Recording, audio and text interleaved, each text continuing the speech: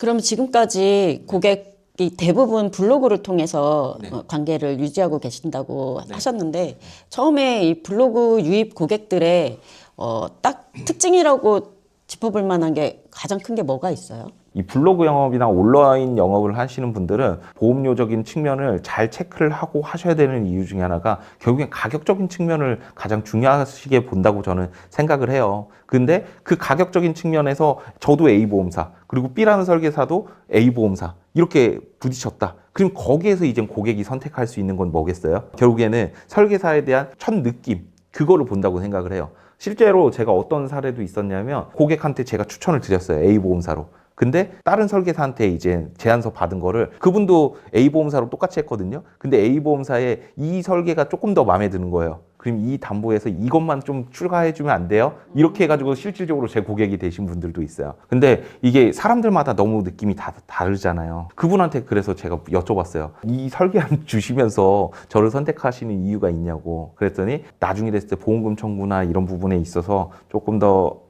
전문적이고 잘 도와줄 것 같고 아이도 셋이니까 우리 자식들도 애가 셋이라서 더 도와주고 싶은 마음? 어떻게 보면 부모님의 마음이었죠. 그래서 그런 부분들이 좀 있는 것 같습니다. 계약 직전까지 간 것 같은데 나는 이 사람 계약할 것 같은데 거기서 계약 체결이 안 되고 깨지는 경우도 있잖아요. 네네네. 마지막 클로징은 팁이 있으실까요?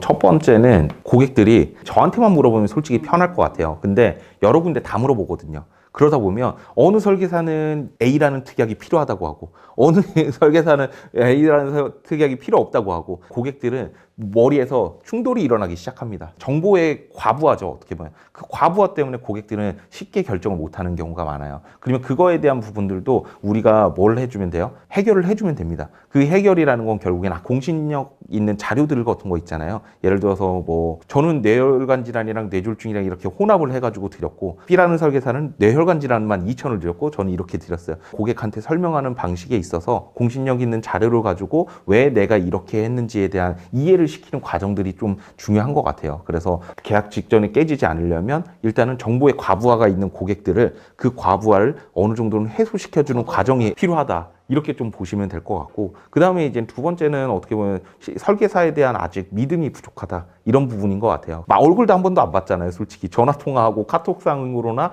이렇게 대화한 게 끝이기 때문에 그 상황 속에서 내가 조금 더 신뢰를 할 수 있는 시간이 좀 필요하다 이렇게 보시면 될 것 같아요. 그래서 너무 성급하게 하다 보면 오히려 더 뒤틀릴 수 있으니까 3년이 걸릴지 5년이 걸릴지 몰라요.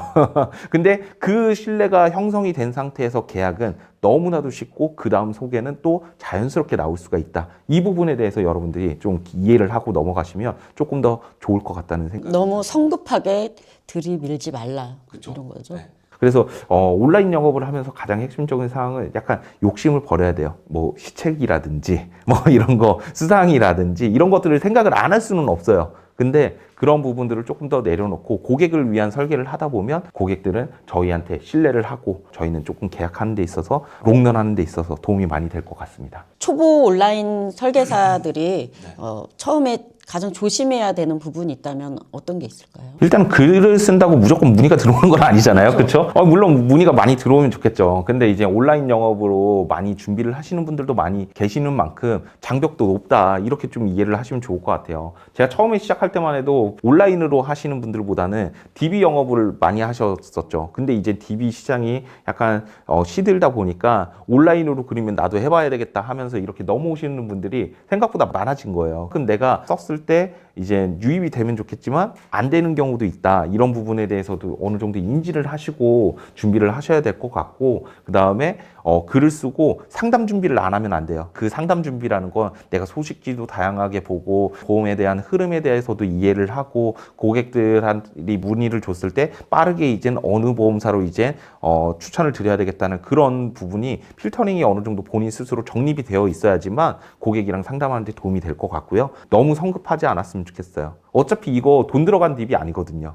나의 노력이 들어간 딥이기는 하지만 이 고객이 나를 선택할 수 있는 시간적인 여유를 좀 주셨으면 좋겠다는 생각이 듭니다. 그래서 문의가 왔다고 해서 무조건 이 사람을 어떻게 해서든지 내가 계약을 해야 되겠다 이런 성급한 마음보다는 이 사람을 앞으로 나를 믿고 맡겨줄 수 있는 고객으로 만들겠다 이런 마음가짐으로 좀 오랫동안 예, 롱런 한다는 개념으로 보셨으면 좋겠어요. 그런 사람들이 하나하나 쌓이다 보면 내가 고객 관리를 할 수 있는 사람들이 점점점 늘어나는 거거든요. 온라인 영업을 시작하고 싶은 사람들이 네. 오늘 당장 뭐부터 해보면 좋겠다 이렇게 말씀해주고 싶은 거 있으신가요? 온라인 영업은 여러 가지가 있습니다. 블로그도 있고요. 뭐 인스타로 하시는 분들도 있고요. 유튜브도 있고, 그다음에 요즘에 스레드도 많이 하더라고요. 다양한 부분이 있는데 일단은 본인이 어떤 부분이 맞는지를 좀 체크를 해보시면 좋을 것 같아요.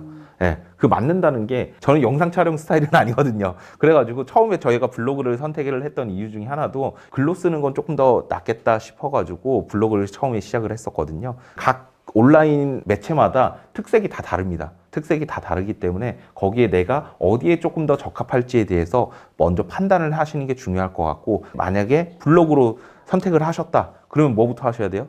내가 잘 쓰든 안 쓰든 뭐 하면 돼요? 먼저 하나라도 글 써보고 거기에서 심의 받아가지고 관리해보고 하시면 됩니다. 저 문의 들어오는데 한 7개월 걸렸어요. 저는. 그때 당시에는 알려주는 사람이 없었어요. 알려주는 사람이 없었어가지고 저 블로그 그냥 어떤 식으로 썼냐면 일기처럼 썼어요.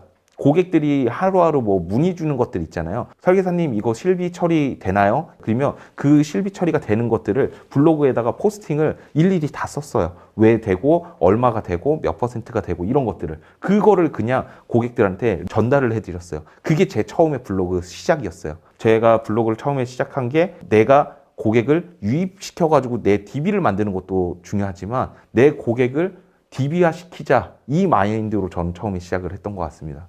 오늘 내용을 핵심만 정리해 볼게요. 네. 첫째, 블로그는 유입까지만 책임지고 계약은 결국 고객 관리 프로세스가 만든다. 그렇죠. 예. 그리고 둘째, 문의가 들어왔을 때 바로 성급하게 계약을 하려고 하기보다는 초반에 좀 필터링과 신뢰 관계를 먼저 쌓는 게 중요하다.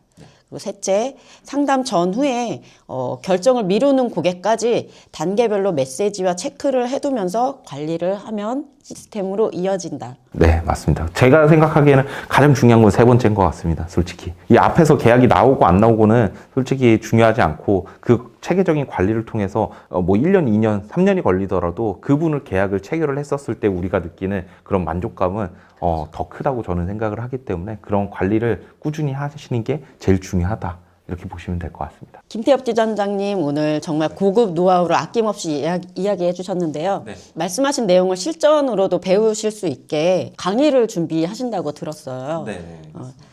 강의 신청 링크는 제가 이 영상 나중에 후미에 댓글에 올려두도록 하겠습니다. 다음에 디테일한 내용들은 따로 강의 시간 때 만날 수 있도록 하겠습니다. 감사합니다. 감사합니다. 네.